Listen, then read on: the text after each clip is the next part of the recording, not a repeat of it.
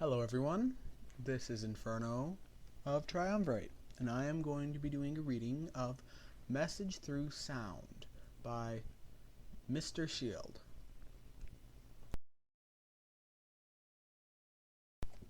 Message Through Sound. Patches of yellow, red, and brown shades of fertile ground could be seen far and wide, especially from top of the ridge lines decorating the fertile valleys that was now the Appleloosa territory. It was a strange view, least for the young buffalo. Little Strongheart kept silent, just gazing at the huge party of ponies and buffaloes through in honor of their new agreement and of peace. It was even more beautiful than last time, she remembered, since now vibrant colors of green leaves and red apples stretched out to give the area more signs of life. A small smile crossed on her lips. "What you doing up there, little Strongheart?" Little blinked once and raised her head, turning to look over at the voice speaking to her. "Oh, Braeburn. Nothing much, just looking at the new change of scene and of the party." "Change of scene?" The stallion picked up both eyebrows, his hooves moving slowly to join her in her at the edge of the ridge to look down. "You mean the other adults loopy on Sarah... Let me try that again. You mean the other adults loopies on Sarahsville instead of fightin'?" "Well..." Little shut both her eyes to giggle. "While watching Chief just dancing with Sheriff is funny. It's not what I meant." Her eyes opened a little, turning to look back at the trees. "This place used to be..." She took a second, trying to think of the right words. "Not dead, but not filled with life like it does now." "Not sure I fall," Braeburn said, moving to lower his rear to sit on his haunches. "Did you see this place before the trees you ponies planted?" Little turned her head to look over at her new friend. "Can't say I do. Spent most of my time farming and such. Didn't get to look down at it all till the trees start to sprout their first leaves," Braeburn said, his left eyebrow turning to look down at her. "Are you sure? Are you saying that thanks to the trees it looks more downright livable?" "Maybe, I guess." The young buffalo shrugged her shoulders. "But I mean active, too. Birds now live in the trees. Other critters I've never seen before have started to show up. I've seen a hare or two, but now I see all kinds I've never seen before. Also, get to hear a lot of new things." She stopped there, smiling. "I never heard birds sing like they do now. Most birds I get to see are roadrunners or vultures, and they ain't very..." "Can't carry a tune if it was strapped to their back," Braeburn chuckled. "Yeah, it's like you ponies gave this place a new life." "I think I know what you mean now. Mind if I ask, you buffalo never plant... Sorry. Mind if I ask why you buffalo never plant trees or crops before?" Braeburn asked, moving a hoof to lift his hat over his eyebrows. "Well, we are nomads. Sometimes seasons are too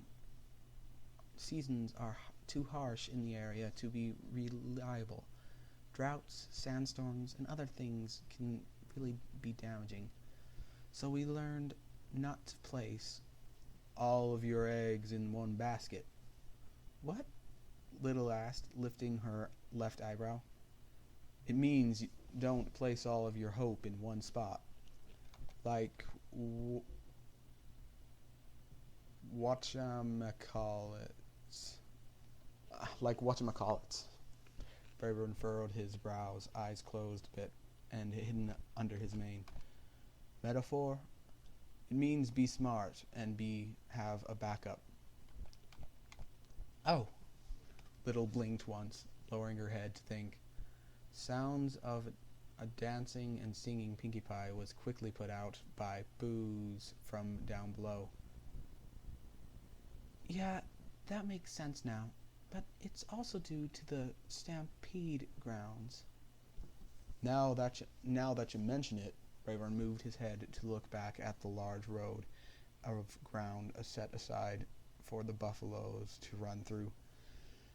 You never told us why it was so important. I think your chief told my cousin and her friends it was scared. Oh, I never did. Little Strongheart furrowed her own brows now to pick up her head. Oh yeah, I was about to when I got interrupted by the others. She thought back, remembering how Abjack spoke for the Appleleusans while Rainbow Dash spoke on the Buffalo's behalf. It was rude of them to cut in like that, though. You mind sharing now? Braeburn asked, smiling a bit. Oh, sure. To honor our dead, Little replied, big smile on her face. You're dead? The Stallion lost his smile quickly, not sure what to feel. His left eyebrow raised, his mouth turning into a confused, squiggly line. Yeah, is that weird? The buffalo raised her own left eyebrow now, confused by his reaction at the news. I'm not sure. You mind explaining, please? Braeburn relaxed his lips and blinked twice to regain his normal composure. Okay. Little turned her head to the left side and turned to look over at her chief as he began to sing a traditional buffalo song to entertain them all. His rich and deep voice was soothing a bit. A lot of loopy ponies and buffaloes stopped to listen to Thunderhoof's song. We buffalo have been roaming these lands for generations. She stopped herself, making sure she didn't follow in the chief's hoofsteps. A really long time, but it's not easy. We got drought, diseases, low food, and even worse during our travels. Even those lucky enough to survive get old, and their time comes. So with time they die. So with time they die while you're all moving. Braeburn suddenly got a really bad feeling in his gut where the story was going. Oh, please, please, please let it not be what he was thinking. Yep, we buffalo believe we came from the earth, so we gotta go back. We bury our dead and move on. Little opened her eyes, smiling again.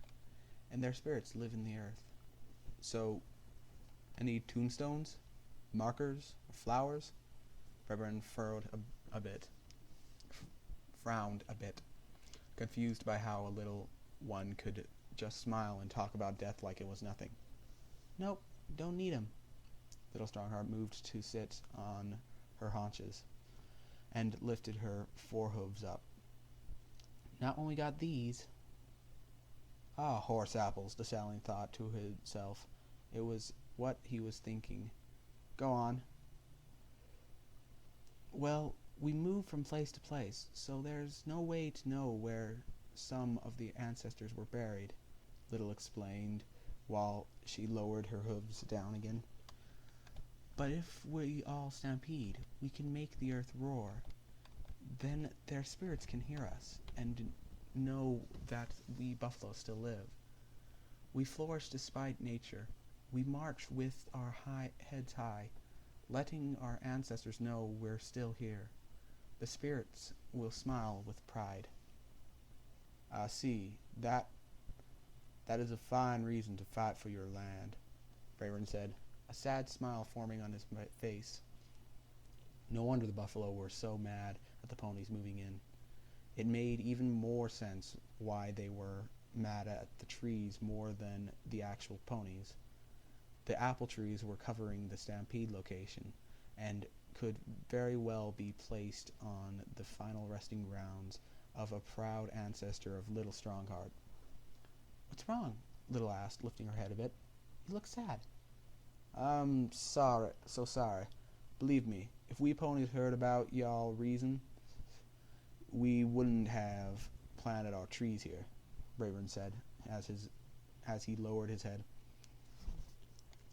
His left front hoof moved to take off his hat, to hold it against his chest. Sorry to y'all down there. "Why are you sorry, though? You ponies didn't know." "But this is a serious thing," Braeburn said, moving his hat back on. "Don't be sad." The buffalo raised her left hoof to point at the trees. "I bet my ancestors would be happy. We buffalo have more friends, more food, and I even bet they're happy that these grounds look so much better." "Better?" Braeburn asked, confused again. "Remember what I said about more? Their spirits must get awful lonely. Now, nothing but boring earth to look at." She stopped a second to relax her smile and frown a bit. "I know I would be sad if all I ever got to look at was boring earth, and even more lonely since I would only get to hear the stampede once or twice a year." She stopped there to smile again. "I'll be happy to know that a tree grows to give fruit and have ponies or buffalo visit me. It will give me something to smile about, don't you think?" "I reckon so, little," Braeburn said, smiling a bit. She was a lot more mature than he gave her credit for. Leave it to a young one to put a positive spin on things.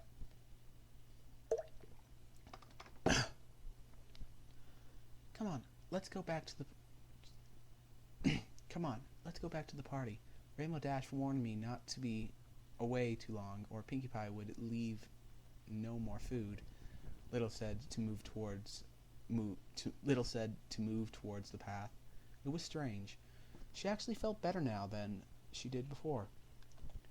With any luck, ponies would understand buffalo a little bit better now. It also felt nice to share. She stopped a second, turning to look over at Braeburn as he started to follow her. "Speaking of sharing, say, Braeburn." "What's up?" He moved to join her, walking alongside her now.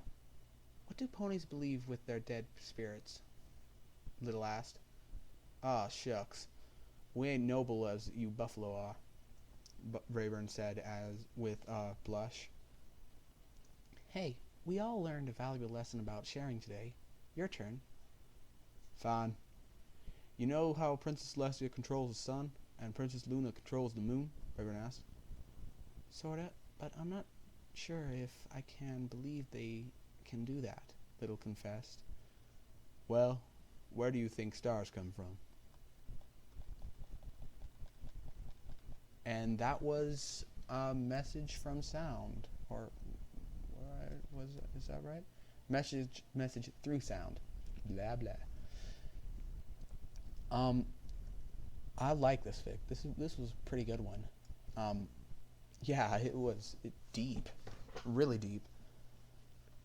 But yeah, so I hope you enjoyed this reading, and I hope you tune in next time for my next reading, which by the time this one gets up, it's probably going to be the part 3 of Shut the Blinds. So yeah, have a great day, y'all.